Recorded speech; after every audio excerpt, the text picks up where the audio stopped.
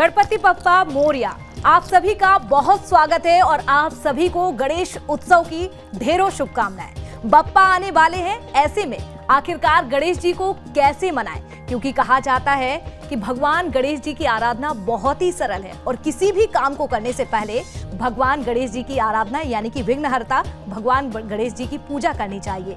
तो गणेश चतुर्थी के पावन पर्व पर बात करेंगे, गणेश उत्सव को लेकर जानेंगे कि आखिरकार कैसे आपको पूजा करनी है, कैसे आपको मनाना है, कौन सा वो मंत्र है जिस मंत्र का जप करने से भगवान गणेश जी की कृपा आप पर बरसना शुरू हो जाएगी और कैसे होनी चाहिए पूजा।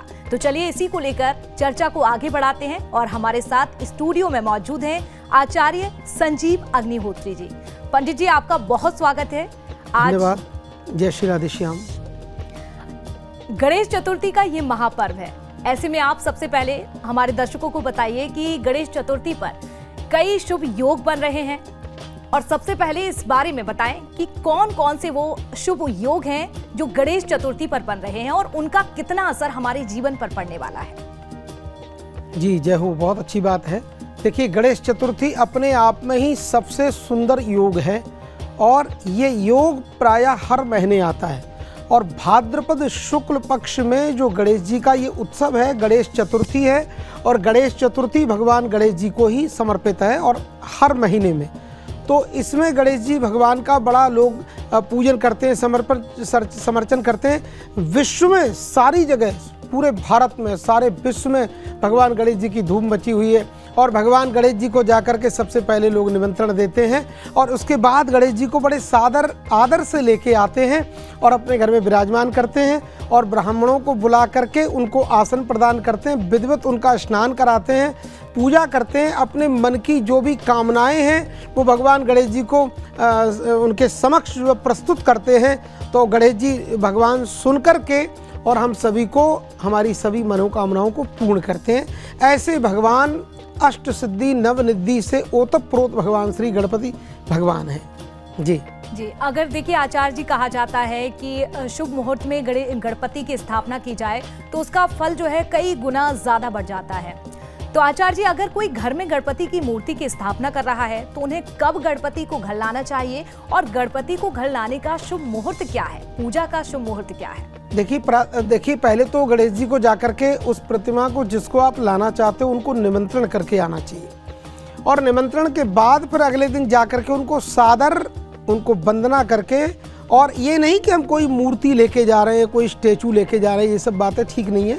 तो हम ये समझ करके कि साक्षात भगवान गणेश जी को ही हम निमंत्रण दे करके और अपने घर बुला कर ले जा रहे हैं, जिनके साथ में अष्ट सिद्धि नवनिधि और ये सब पूरा उनका परिकर है। तो रिद्धि सिद्धि शुभ लाभ लक्ष्मी कीर्ति और ये कुबेर भंडारी, ये सब उनके साथ में रहते हैं। और उसके बाद घर जा कर के उनको बढ़िया दिव्य सुंदर बाजोट, एक बड़ी सुंदर चौकी पर उनको लाल कपड़ा या पीला कपड़ा बिछा करके उनको विराजमान करें और विराजमान करके और उनको जो है दिव्य जो है पुष्प का आसन भी प्रदान करें, क्योंकि पुष्प बड़े कोमल होते हैं और गणेश जी पुष्पों से भी ज़्यादा कोमल है, ये ध्यान रखना चाहिए। तो पुष्पों का आसन देकर उनसे कहते हैं, प्रभु आप विराजिए और जितना सुख आपको यहाँ विराजने से मिलेगा उतना ही सुख हम सभी भक्तों को भी प्राप्त होगा और हम सभी भक्त आपके हैं और आप हमारे हैं।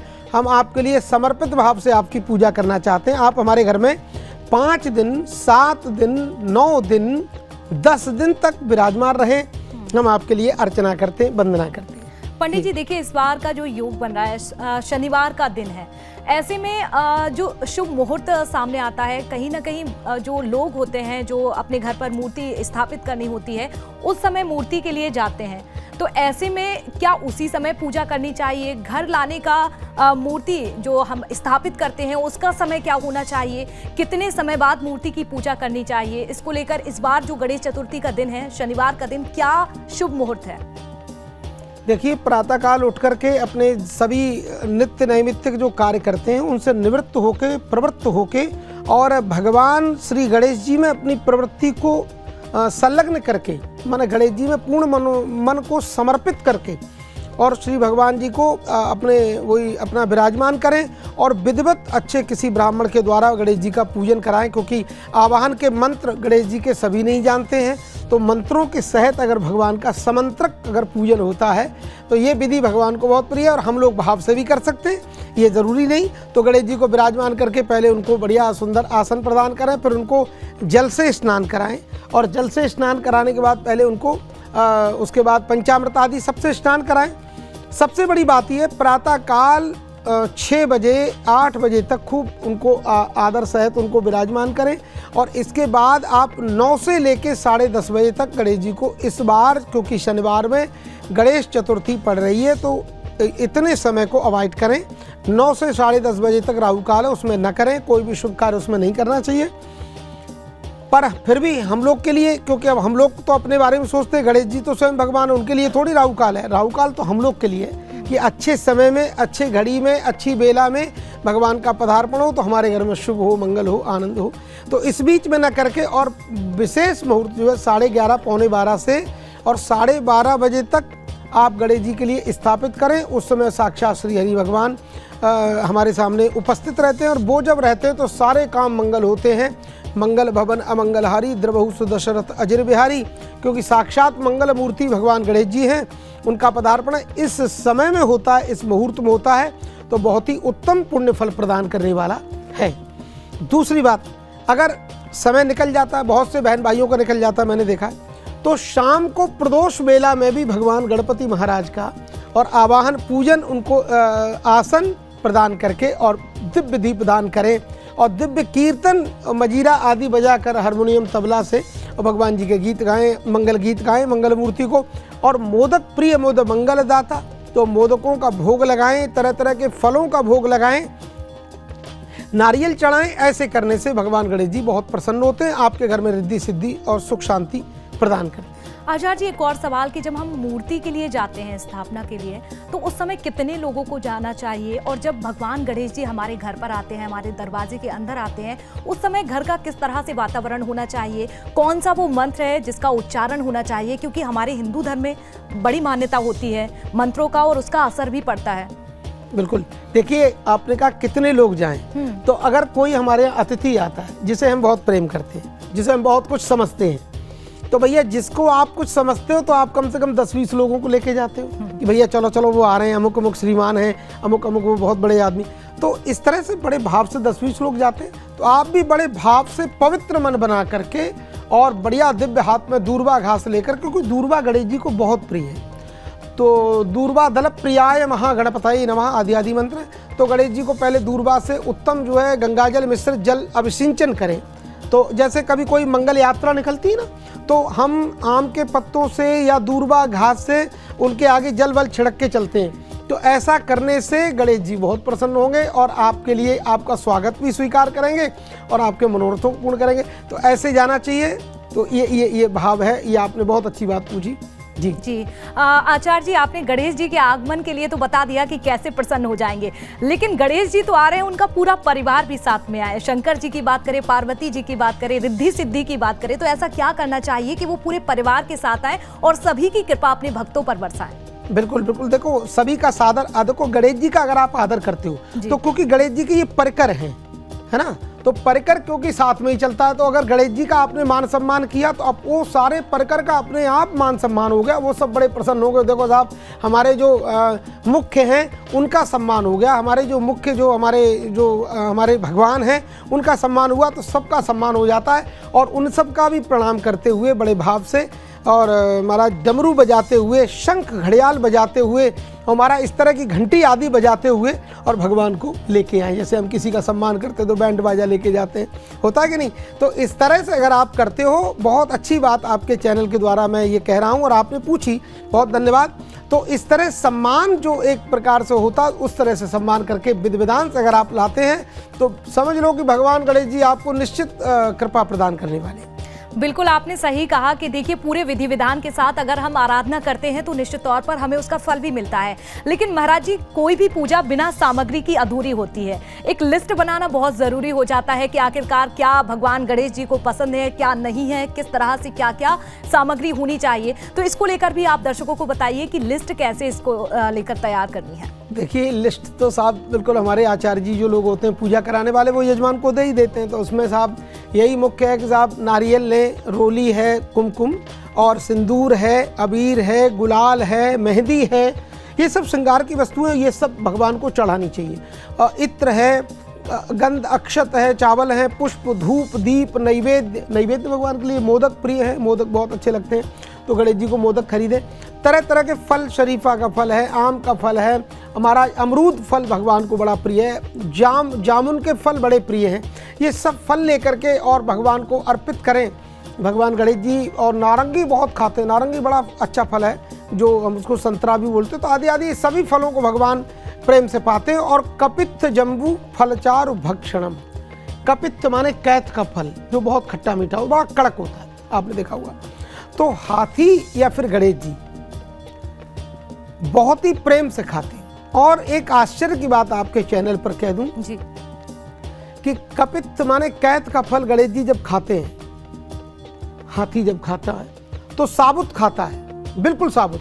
और अगले दिन जब उनके गोबर से जब वो निकलता है वो फल, तो साबुत ही निकलता है, एक सुई की नोक भी नहीं। इस बात को बड़े बड़े वैज्ञानिकों ने उसका परीक्षण किया, पर विफल हुए। कोई सुई की नोक नहीं होती, बिल्कुल साबुत खाया गणेश जी ने और साबुत ही निकला है, पर उसके अंदर का गूदा गायब हो जाता है। इससे बढ़कर क्या आपको मैं बड़ी बात बता दूं, और ये बहुत बड़ी बात है। तो नायाति यदि बा लक्ष्मी नारिकेल कपित्थवत, तो नारियल में पानी कैसे आ गया? ये परमात्मा कृपा है। इतना ऊपर से कठोर होता नारियल, पर पानी भरने कौन जाता है बताइए आप? किस विज्ञान ने, किस वैज्ञानिक ने भरा? ये सब मेरे गणेश जी भरते हैं, ये सब मेरी दुर्गा मैया भरती हैं, ये सब मेरे बांके बिहारी जी भरते हैं। और कपित्थ माने कैथ के फल को जब गणेश जी ने खाया और साबुत निकला, एक सुई की नोक भी जमीन उसमें छिद्र नहीं है, और कैथ का अंदर का जो गूदा है, फल है, वो गायब हो जाता है। ये तमाम वैज्ञानिकों ने परीक्षण करके देखा, कुछ नहीं मिला। तो ये सनातन धर्म है और ऐसी लाखों कथाएं हैं, पर बताने की बात है साहब, आपके माध्यम से हमने कहा। तो कपित्थ जम्बू फलचारु भक्षणम, ये फल खाना चाहिए, भगवान को निवेदित करें। और बहुत दिव्य आपके घर में अमृत बरसेगा, दूर्वा दल चढ़ाएं और बेलपत्र चढ़ाएं, कमल के पुष्पों से समर्चन करें। श्री गणेशाय नमः, मंगलमूर्तये नमः, विघ्न विनाशनाय नमः, शिवसुताय नमः, श्री वरदमूर्तये नमः, विनायकाय नमः, लंबोदराय नमः, ये आदि आदि मंत्र से फूल चढ़ाएं, बेलपत्र चढ़ाएं, दूर्वा चढ़ाएं। तो ये मंत्र है गणेश जी। और बहुत ही अच्छी, बहुत ही रोचक जानकारी आपने दी है जी। बिल्कुल आचार्य जी, अगर पूजा की आसन विधि की बात करें तो दर्शकों को इसके बारे में भी बताइए। किस दिशा में बैठना चाहिए, कहाँ पर मूर्ति विराजित करनी चाहिए, इसके नियम क्या होने चाहिए? आसान विधि की अगर बात करें तो आसान विधि बताइए आप। घर के जो पूर्व और उत्तर दिशा का जो कोना है, उस दिशा में गणेश जी को स्थापित करें। और हमारा आसन उनकी तरफ जब होगा तो गणेश जी भगवान का मुख तो पश्चिम में हो जाएगा, और हमारा मुख जो होगा वो गणेश जी की तरफ पूर्व में होगा। तो ऐसे संस्थापित करके और इस तरह से पूजा करने से हमको सिद्धि रिद्धि बहुत जल्दी, माने हमको जो पूजा कर रहे हैं उसमें बहुत जल्दी सिद्धि मिलने वाली है। ये परंपरा है। तो इस तरह से पूजा करें। पूर्व उत्तर की तरफ जो भी पूजा करते हैं तो वो आपको जल्दी सफलता प्रदान करती है। और ऐसे भगवान गणेश जी का हाथ जोड़कर सभी को विनय करना चाहिए। विघ्नेश्वराय वरदाय सुरप्रियाय लंबोदराय सकलाय जगद्धिताय नागाननाय श्रुतियज्ञ विभूषिताय गौरी सुताय गणनाथ नमो नमस्ते गंगणपतये नमः। इन मंत्रों को, इन स्तुतियों को करके और प्रार्थना करें, गणेश जी आपको बहुत उत्तम फल प्रदान करेंगे। जी जी आचार्य जी, देखिए आपने बहुत ही अच्छा ये मंत्र बताया, जो कि वाकई में दर्शकों, जो हमारे दर्शक जुड़े हुए हैं, जो देख रहे हैं, उनके बहुत ही काम आने वाला है। लेकिन देखिए कई परिवार ऐसे होते हैं जो बहुत ही बहुत ज़्यादा पूजा नहीं कर पाते हैं, कम समय होता है, चाहे कॉलेज स्टूडेंट्स की बात करें या फिर जो नौकरी वाले लोग हैं। अगर आसान विधि की बात करें, कम समय में कैसे खुश करें गणेश जी को? देखिए, भगवान गणेश जी को खुशी ही करना है तो सामने आकर के सीधे आसन लगा के बैठिए। और मानसिक पूजा भी होती है, तो मन से बैठकर आसन जमा कर बैठ जाएं, हाथ ऐसे आगे रख लें और ध्यान करें कि हम गणेश जी की पूजा कर रहे हैं। तो सबसे पहले भगवान को जल चढ़ाएं, मन से चढ़ाएं, जल चढ़ाएं, उसके बाद में भगवान को पंचामृत चढ़ाएं, उसके बाद भगवान को फिर जल चढ़ाएं, वस्त्र चढ़ाएं, इसके बाद भगवान को रोली चावल चंदन का टीका लगाएं, बड़ी बड़ी सुंदर सुगंधित सुवासित पुष्पों की माला भगवान को चढ़ा रहे हैं, भगवान के लिए दिव्य बेलपत्र पुष्प दूर्वादल फल चढ़ा रहे हैं, भोग लगा रहे हैं। और दक्षिणा भी मानसिक चढ़ा दें, 10 लाख 10 करोड़ कितनी भी चढ़ाओ। मानसिक पूजा में तो कोई ये बात होनी नहीं चाहिए कि हमने क्या चढ़ाया। तो मानस पुण्य हो नहीं पापा। मानसिक जो आप पूजा करते हो तो इसका भी पुण्य पूरा मिलता है, पर मानसिक जो पाप हम लोग सोचते हैं वो नहीं लगते हैं। ये हमारे शास्त्रों में छूट हम सबको सनातन धर्मावलंबियों को प्रदान की हुई है। तो सनातन धर्म जैसा कोई धर्म नहीं। और यत्र धर्म सनातन, ये सनातन है। ये कई मतलब इतनी संख्या नहीं है इस संसार में कि इतनी संख्या बता दूं। इतनी संख्या पहले से करोड़ों अरबों खरबों वर्षों से है, और उससे भी कई हजार गुना पहले से है, और हमेशा है और हमेशा रहेगा। पर कुछ अराजक तत्व इस सनातन धर्म को मिटाना चाहते हैं, तो वो कभी नहीं मिटता है। सनातन धर्म कभी नहीं मिटता, पर सनातन धर्म को मिटाने वालों को शास्त्र में लिखा है सवा आशु विनश्यति, उनका विनाश बहुत जल्दी हो जाता है।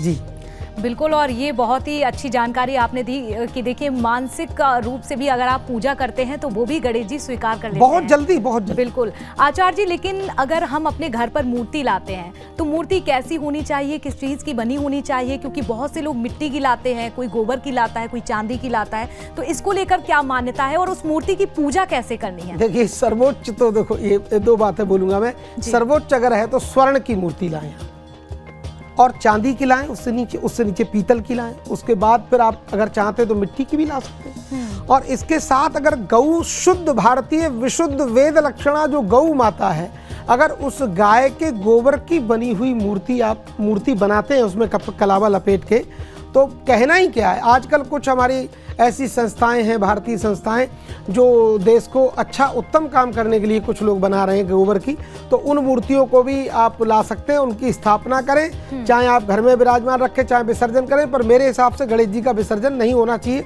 क्योंकि रिद्धि सिद्धि शुभ लाभ लक्ष्मी का वास होता है, और आप लोग विसर्जन कर देते हो तो ये आपकी अपनी एक छवि है, एक अपना आपका संकल्प, अपना आपका विश्वास है, इसमें किसी को रोकूंगा नहीं। पर जो एक हमारी एक मानना है हमारी ओर से, तो उसका ये कि गणेश जी का कभी विसर्जन नहीं होना चाहिए। जी, गणपति को बहुत ज़्यादा प्रिय है दूर्वा, तो इसके पीछे भी कोई पौराणिक कथा है, कोई मान्यता है, कोई कहानी है? ब्रह्मणा निर्मित ये जितने भी घास फूस औषधियाँ, ये सबको हमारे भगवान ने बनाया है। लेकिन ये दूर्वा और कुशा, ये 2 चीज़ों को ब्रह्मणा निर्मिता स्वयं ब्रह्मा जी ने इनको विशिष्ट रूप से, प्रकृष्ट रूप से निर्मित किया है। और इसलिए ये बहुत ही उत्तम औषधियाँ हैं। इनको घर में रखने से आपके घर में भूत बाधा नहीं आई। बहुत सारी चीज़ें होता है जो भगवान गणेश जी आप पर कृपा करते हैं। और दूर्वा और ये जो कुशा होती है, तो हमारे यहाँ जब भी कभी ग्रहण वगैरह पड़ते हैं तो ग्रहण में हमको हर भोजन पदार्थ में कुशा को थोड़ा थोड़ा एक पत्ता डाल देना चाहिए और द्वार पर भी लगा देना चाहिए। इससे हमारे घर में ग्रहण का दोष नहीं घुसेगा, जो सूतक आदि है। और अगर दूर्वा नहीं मिलती है, अगर कुशा नहीं मिलता है, तो दूर्वा घास भी लगा सकते हो, वो सेकंड में आती है। और कई बार लोग तुलसी दल भी डाल देते हैं, तो डाल दो, लेकिन मैन तो उसमें सबसे ज़्यादा कुशा है। और कुशा कहाँ से प्रकट हुई? कुशा का जो पर्व है वो गणेश जी के इस उत्सव से 1 दिन पहले होता है। और 1 दिन पहले श्री बराह भगवान की हरतालिका तीज में अवतार हुआ है। तो बराह भगवान के रोम जो हैं, ये जो रोम होते हैं ना हमारे शरीर में, तो बराह भगवान के रोम से ये वो कुशा निकली है। इसलिए कुशा परम पवित्र है। कुशा जहाँ होती है वो देश पवित्र होता है, वो राष्ट्र पवित्र होता है। हमारे भारत में जगह जगह कुशा मिलती है। और कुशोत्पाटनी अमावस्या जो अभी 3 दिन पहले निकल के गई है, उसको उखाड़े हुए कुशा बहुत 1 वर्ष तक काम आते हैं, ऐसा नियम है। तो कुशा भगवान के शरीर से निकली है, विष्णु भगवान के। और दूर्वा जो है ब्रह्मा जी ने विशेष रूप से निर्माण किया है। तो दूर्वा बहुत प्रिय गणेश जी को। जो दूर्वा से समर्चन करते हैं वो वैष्णव, वो साक्षात श्री कुबेर भंडारी के समान हो जाता है और भगवान बहुत प्रसन्न होते हैं। तो दूर्वा जरूर चढ़ाना चाहिए गणेश जी पे। आपके जीवन के सभी संकटों को भगवान गणेश जी दूर करते हैं, क्योंकि भगवान का नाम ही है संकष्ट मोचन, सभी संकटों को समन करने वाले श्री गणेश जी महाराज। बिल्कुल, और प्रसन्न करने की बात हम लगातार आचार्य जी कर रहे हैं, ऐसे में भोग की बात ना हो तो ये कैसे हो सकता है? आखिरकार गणेश जी को प्रिय क्या है, किस तरह का प्रसाद बनाना चाहिए, क्या होना चाहिए भोग में? देखिए, आजकल बाजार में बड़े अशुद्ध प्रसाद बनते हैं, तो मैं किसी की क्रिटिसाइज नहीं करता हूँ, लेकिन अगर आप अपने घर का बना हुआ प्रसाद भगवान को, चाहे आटे का हलवा बनाएं, चाहे आप इसका सूजी का हलवा बनाएं, चाहे बेसन का हलवा बनाएं, और बेसन के लड्डू भगवान गणेश जी को बड़े प्रिय, उनका भोग लगाइए। मोदक आप गुड़ से बनाएं और चीनी वगैरह ना डालें, गुड़ का बनाएं तो गुड़ भगवान को बहुत प्रिय है गणेश जी। गणेश जी की पूजा में गुड़ जरूर चढ़ाना चाहिए।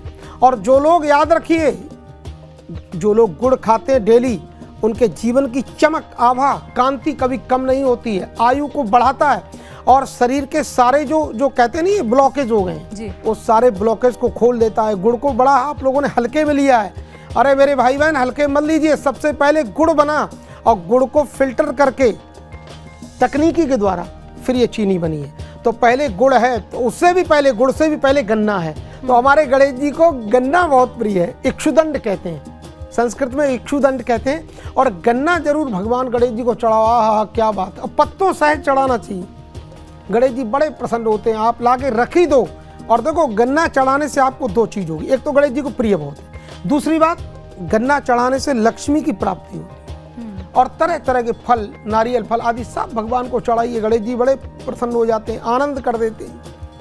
जी आचार्य जी, बिल्कुल, देखिए हम इन बातों का हमेशा ध्यान रखते हैं कि गणेश जी को क्या पसंद है, मोदक पसंद है, दूरबा पसंद है, जैसे आपने अभी गुड़ के बारे में जानकारी दी, लेकिन कहीं ना कहीं ये करते करते नियम भूल जाते हैं। जब हम स्थापना करते हैं तो नियम कैसे होने चाहिए, घर पर किन बातों का ध्यान रखना चाहिए?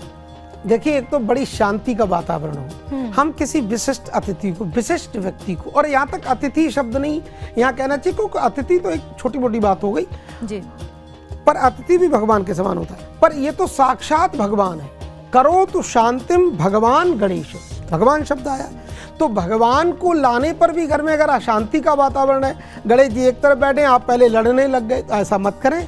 गणेश जी को बड़ी शांति के साथ उनकी स्थापना करें और परम सौहार्द के साथ, परम शांति के साथ भगवान गणेश जी का सब लोग मिलकर, घर परिवार में जितने भी लोग हैं मिलकर के बैठकर, पंडित जी को बुलाकर विधिवत समंत्रक मंत्रों के साथ और भगवान गणेश जी का आवाहन करें, स्तवन करें। और गणेश जी के स्तोत्र का, देखिए स्तोत्र थोड़ा बड़ा है पर छोटा जो सूक्ष्म है गणेश जी का, जिसमें गणेश जी के 12 नाम है, वो मैं आपको शॉर्टकट बोल देता हूँ। तो आप इस स्तोत्र का मिलकर पाठ करें तो आपके घर में विद्या, बुद्धि, यश, मान, प्रतिष्ठा, लक्ष्मी, धन, कुबेर, भंडारी, आयु, ये सब कुछ बढ़ाता है। तो मैं आपको भगवान गणेश जी का ये स्तोत्र बोलता हूँ। श्री नारद उवाच प्रणम्य शिरसा देवं गौरी पुत्रं विनायकं भक्तावासं स्मरे नित्यं आयुष्कामार्थ सिद्धये प्रथमं वक्रतुंडं च एकदन्तं द्वितीयकं तृतीयं कृष्णपिंगाक्षं गजवक्त्रं चतुर्थकं लंबोदरं पंचमं च षष्ठं विकटमेव च सप्तमं विघ्नराजेन्द्रं धूम्रवर्णं तथाष्टमं नवमं भालुचंद्रं च दशमं तु विनायकं एकादशं गणपतिं द्वादशं तु गजाननम्। स्तोत्र तो थोड़ा आगे भी है लेकिन उसमें फलश्रुति है, पर मैन जो है इसमें जो शुरू के 2 श्लोक एक श्लोक छोड़ करके ये है, तो इसको जरूर पढ़ना चाहिए। और इसको कई बार पढ़ें, 11 बार, 21 बार, 108 बार, तो गणेश जी आपको सब कुछ प्रदान कर देंगे जो आपकी इच्छा है। ये जिम्मेदारी का आपके चैनल के माध्यम से बयान है। यम यम चिंतयते कामम तम तम प्राप्नोति निश्चितम, जो आपकी कामना होगी मेरे गणेश जी उसको आपको पूर्ण करेंगे। बिल्कुल आचार्य जी, ये तो हो गई मंत्रों की बात। ऐसा कोई और उपाय है जो इस बार संयोग बन रहे हो कि गणेश चतुर्थी के दिन अगर हम करते हैं तो कृपा बरसती है? चाहे हम बात कर लें, जिस तरह से बहुत सारे घर ऐसे होते हैं जहाँ लड़ाई झगड़े होते हैं, तो ऐसे में गृह कलेश ना हो और धन की वर्षा भी हो, तो ऐसे में कैसे मनाएं गणेश जी को? देखिए, सबसे पहले अपने घर के बुजुर्गों का सम्मान करें। भगवान गणेश जी या कोई भी भगवान कहेगा अपने घर के माता पिता का ही सम्मान नहीं है, अपने घर के गुरु का ही सम्मान नहीं है, अपने कुल पुरोहित का ही सम्मान नहीं कर रहे हो, अपने राष्ट्र का सम्मान नहीं कर रहे हो, अपने राष्ट्र की बहन बेटियों का सम्मान नहीं कर रहे हो और दिखावे को केवल गणेश जी की स्थापना कर रहे हो, तो तत्सर्वम निष्फलम भवेत। मैं आचार्य हूँ, मैं प्रमाणिक बात बोलता हूँ, अप्रमाणिक बोलना मुझे पसंद नहीं है। तो ये सब करना बिल्कुल दिखावा है। कुछ लोग दिखावे को भी लाते हैं। देखो, मैं क्षमा चाहूँगा चैनल से, क्योंकि राष्ट्रीय चैनल है, पूरी दुनिया देखती है, पर कुछ लोग वास्तव में यशोर्थे धर्म सेवनम, इसका भी प्रमाण बोल रहा हूँ।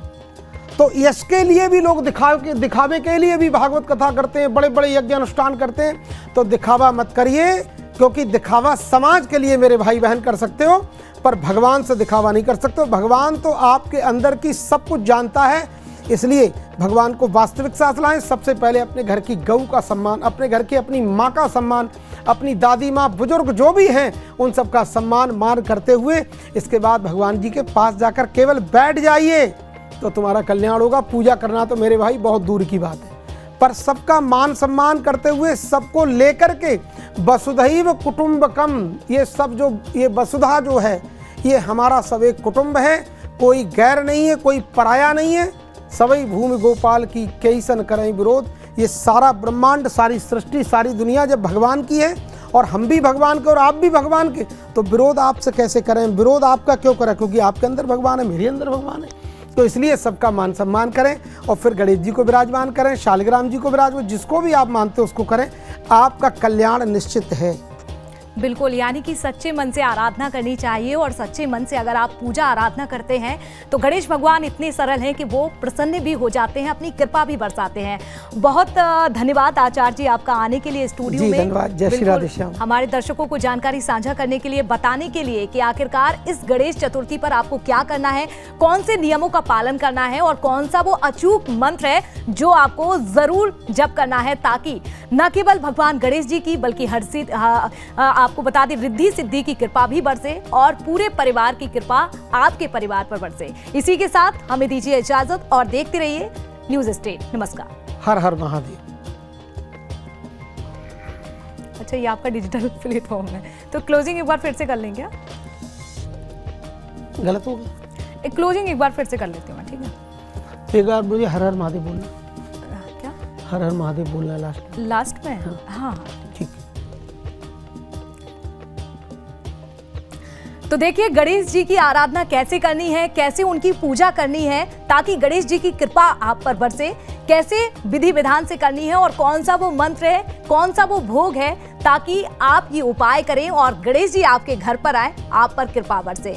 बहुत धन्यवाद आचार्य जी आपका आने के लिए स्टूडियो में, दर्शकों को तमाम जानकारी देने के लिए धन्यवाद। हर हर महादेव। जय गणेश देवा।